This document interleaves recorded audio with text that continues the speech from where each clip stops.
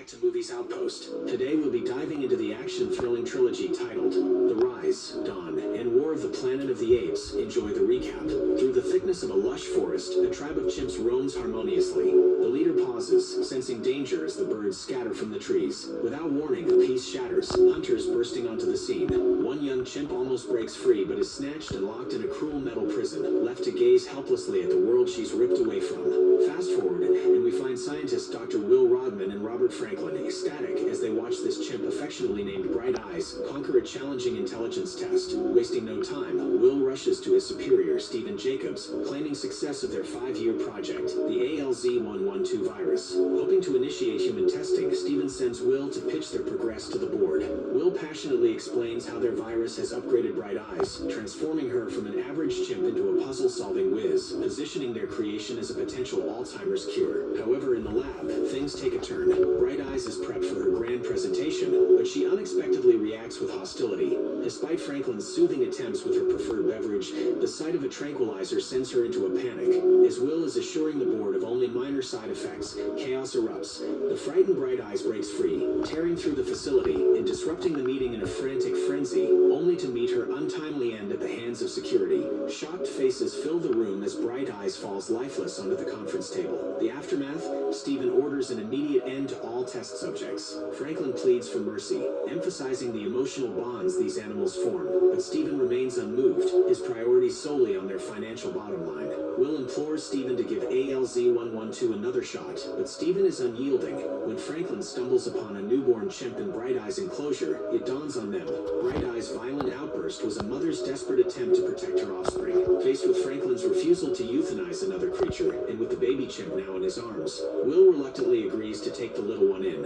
Home, he finds his father, Charles, laboring over the piano keys, Alzheimer's confusing his son's pivotal day with a simple chemistry test. Introducing the baby chimp to Charles, he's touched by his father's affection for the tiny creature. Later, roused by the newborn's cries, Will finds himself bathing and cradling the little one, his mind clouded with uncertainties about his research. Then, in a fleeting moment of connection, the baby chimp grips his finger, filling Will with renewed hope. Against all odds, the baby chimp, barely a day old, shows surprising independence by feeding itself. Upon closer look, Will finds the distinctive green flecks in its eyes. Fast forward 3 years, and this chimp, now named Caesar, is the center of Will's attention and research, rapidly adapting to human life and exhibiting remarkable intellect, including flawlessly solving a Lucas Tower puzzle. Caesar enjoys the freedom of his own space in the attic, from where he curiously watches the world outside his window. But as Will documents Caesar's astounding progress, he is jolted by a disturbance from upstairs. Charles in a heated argument with his nurse, resulting in a shattered lamp. Overwhelmed, the nurse resigns on the spot, suggesting that Charles might be better off in a nursing home. Unwilling to let his father languish, Will swipes a few vials of the forbidden ALZ-112 from his lab, administering a dose to Charles under Caesar's watchful eyes. The very next day, Charles' talent for the piano returns in full force, leaving Will misty-eyed at his father's sudden return to normalcy. Meanwhile, Caesar's curiosity is piqued by neighborhood kids cruising on their bikes. The lure of adventure leads him to sneak out of an open window and into the neighbor's shed where he finds a bike. But his exploration is cut short when Douglas Hunsaker, the neighbor, discovers him and angrily chases him with a bat. Will intervenes just in time, saving a frightened and injured Caesar. His injuries lead them to Caroline, a zoo vet, who treats the young chimp. Caesar's relaxed demeanor and his sign language exchanges with Will leave Caroline intrigued. Will sheepishly translates Caesar's signs, suggesting they should go out for dinner. As Will and Caroline grow closer, she gets a tour of Caesar's attic room, applauding Will's care but voicing her worry for Caesar's future. She confesses her love for chimps but also her underlying fear of them. In response, Caesar jokingly mimics beating Will, displaying his understanding. They share a laugh, and Caroline proposes providing Caesar with more outdoor space. This advice takes them to Muir Woods, where Caesar gets his first taste of the wilderness. As Will unfastens Caesar's leash, the chimp pauses, raising his palm towards Will. Caroline interprets it as a request for permission and guides Will's hand to give it. Excitedly, Caesar dives into the lush greenery, quickly locating a towering tree and climbing up with ease, making Will glad to see him so comfortable in the wild. Fast forward 5 years, and Caesar has come to cherish his escapades in the Muir Woods. Caesar takes to scaling the tallest trees, from where he enjoys gazing at the San Francisco skyline. Meanwhile, Will and Caroline hang out, though Caesar struggles with a hint of jealousy as he shares Will's attention. Playfully, he disrupts them, pretending it's all in good fun. One day, on their way back, Caesar confronts confronts a barking dog, silencing it with an intimidating screech. However, noticing their leashes, he inquires if he's considered a pet. Will reassures him, patiently explaining that he views himself as Caesar's father. Caesar's skepticism leads Will to take him to Gen Sis, where he reveals the tragic story of Caesar's mother and how he ended up in Will's care. He goes on to explain the purpose of the drug tested on Caesar's mother, the same drug he used on Charles, and how its effects passed on to Caesar. At home, Will confides in Caroline about his motives for saving Caesar, oblivious then to the extraordinary abilities Caesar would inherit. He explains how the drug he created was meant to mend damaged brain cells, but in Caesar's case, it triggered extraordinary brain development. Caroline, however, questions where Caesar fits into this grand scheme. Despite her concerns, Will insists that his groundbreaking work could restore lives to Alzheimer's patients like his father. All the while, Caesar eavesdrops from the attic, perturbed by the revelations about his origin. The next morning, he refuses his breakfast, the weight of his newfound knowledge still looming. As Charles fumbles with his utensils due to his progressing Alzheimer's, Caesar assists him, but a shared glance between him and Will reveals their shared concern. When Will tests Charles' blood, he discovers that his body has developed antibodies against the cure.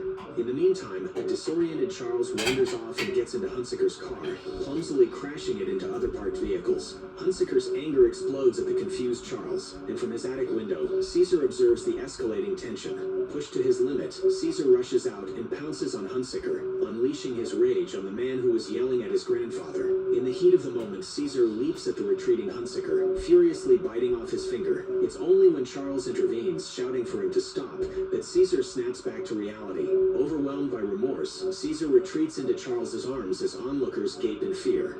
Following this incident, Caesar is relocated to a primate sanctuary managed by John Landon, his son Dodge, and another caretaker, Rodney.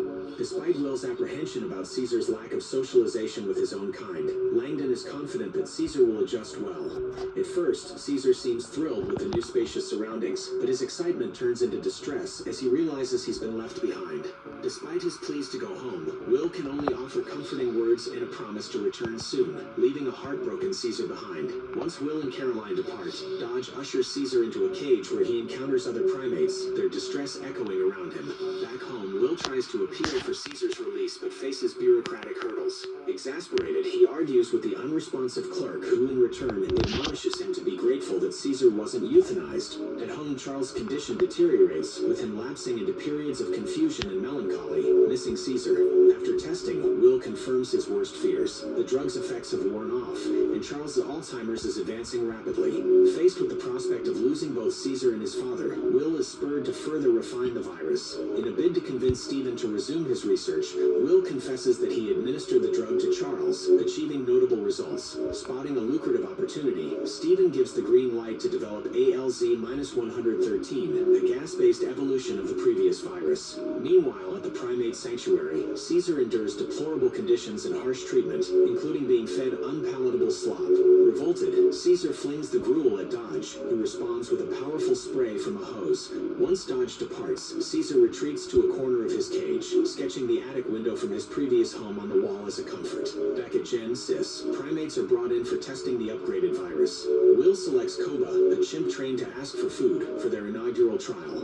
However, things go awry as a terrified Koba inadvertently knocks off Franklin's mask, exposing him directly to the ALZ-113 gas. In the sanctuary's communal area, Caesar has his first encounter with the alpha chimp, Rocket, who asserts his dominance by tearing Caesar's shirt and knocking him to the ground. Caesar makes a run for it, clambering up a tree, but Rocket catches up, and the altercation ends with Caesar tumbling down. Before Rocket can strike again, Dodge sedates them both. At Gen, Stephen is exhilarated to witness Koba spell out his name, though he remains unaware of Franklin's deteriorating health. At the sanctuary, Caesar finds an unlikely ally in Maurice, an orangutan who communicates with him using sign language. Maurice reveals his background in a circus and warns Caesar to be cautious, since humans are wary of intelligent apes. When Will and Caroline visit, Caesar expresses his pain through sign language.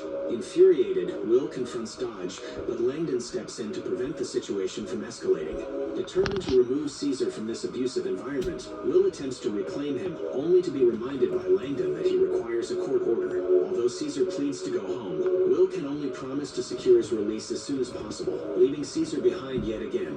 Overwhelmed by feelings of betrayal, Caesar vents his frustration by obliterating the attic window drawing he had made on his cage wall. As he explores the enclosure, Caesar discovers a ladder leading to a skylight and observes Buck, a sizable gorilla who is never let out of his cage. From the skylight, he gazes upon the city skyline, the sight stoking his yearning for freedom. One day, Dodge and his friends pay a visit to the primate sanctuary, using a taser to taunt the confined apes. Seeing an opportunity, Caesar deftly snatches a knife from an unwary visitor who leans in too close. Under the cover of night, Caesar puts the stolen knife to use, freeing himself from his cage. Maurice quietly observes as Caesar takes his first steps towards liberation. Caesar unlocks Buck's cage and rouses him.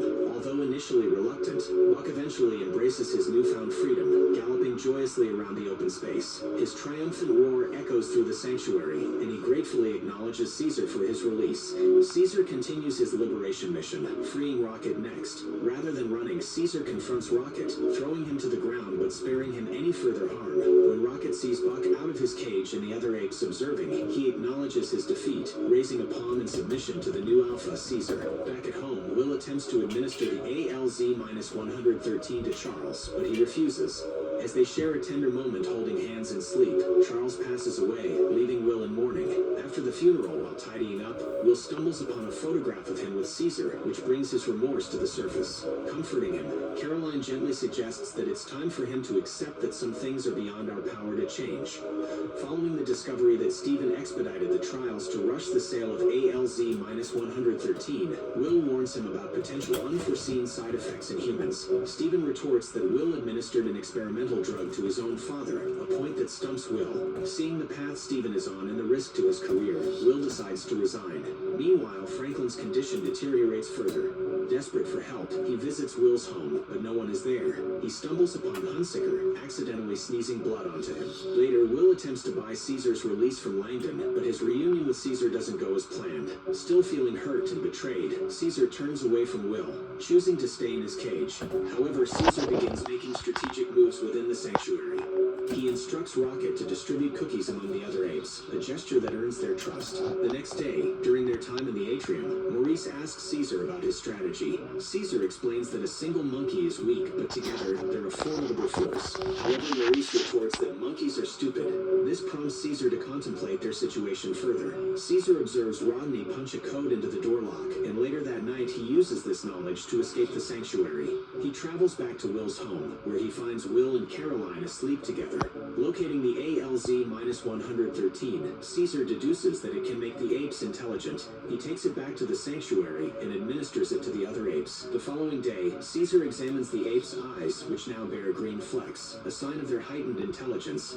He realizes that they've all been successfully affected by the drug. Confirming that they're now hyper-intelligent, Landon notices unusual behavior among the animals. They're gathered and standing upright, but he dismisses it as insignificant. Meanwhile, a grim scene unfolds elsewhere, as Franklin is discovered dead in his bed, his body covered in blood.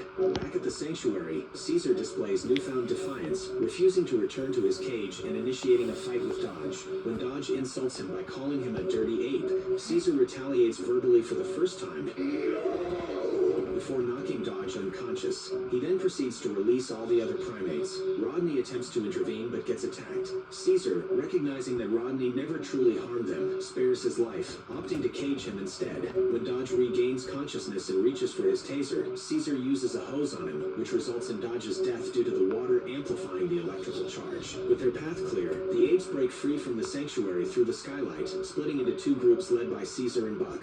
The next day, Will notices signs of recent activity in Caesar's room.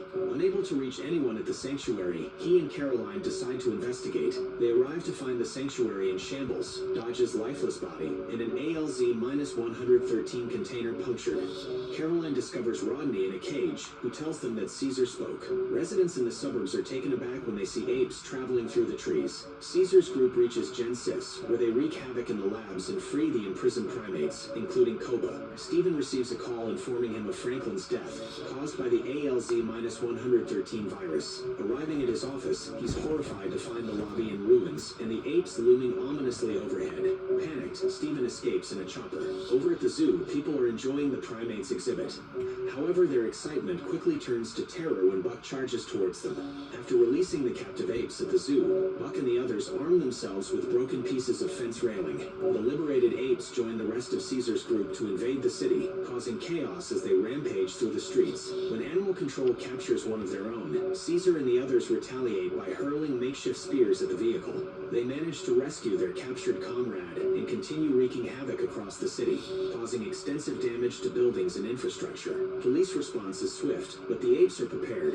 Maurice hurls a drainage cover at a police car while Buck tosses a street lamp. From the top of a cable car, Caesar and his group look out over the Golden Gate Bridge, assessing the traffic situation. Realizing their destination, Will and Caroline deduce that the apes are headed toward the woods. Stephen and the officers in a helicopter overhead also observe the apes moving north. At the end of the bridge, police officers prepare to confront the apes with lethal force. Caesar halts his group and formulates a plan, directing some apes to scale the bridge while others traverse underneath it. Caroline manages to distract the police, allowing Will to sneak past them. The ensuing battle between apes and humans is horrifying, with Caesar and Buck engaging in direct combat with the officers. When one of the apes falls under gunfire from the helicopter, Maurice is enraged. In the thick fog, the human forces struggle to locate the apes. Utilizing a bus for cover, the guerrillas shield themselves while the apes on the bridge close in for the attack. Simultaneously, the apes on the bridge's upper and lower sections launch their assault, overpowering the humans. As the battle rages, Will manages to reach Caesar. The two share a brief, understanding glance before the helicopter reappears, opening fire on the apes. In a desperate attempt to protect Caesar, Buck leaps onto the chopper, resulting in a catastrophic crash on the bridge. Caesar pulls a mortally wounded Buck from the wreckage. As Buck dies, holding Caesar's hand, Stephen calls out for help. Caesar simply glares at him before leaving the scene, continuing his mission.